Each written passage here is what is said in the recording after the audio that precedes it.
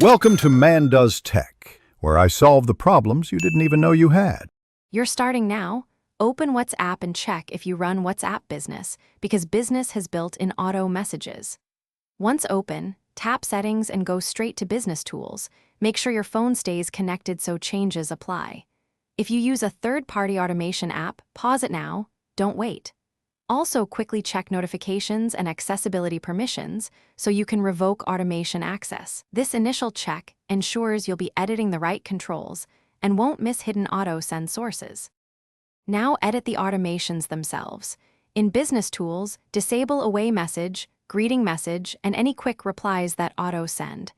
If you find message templates, delete or disable scheduling so no future sends occur. Once done, check chat level settings for autoresponders and scheduled messages, remove them.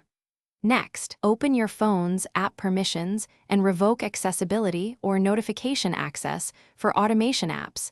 This stops apps from reading messages and sending replies. These steps remove both. Finish by testing. Send a message from another number and watch for replies. You should see none. Then force close WhatsApp and restart your phone to clear any cached automation processes.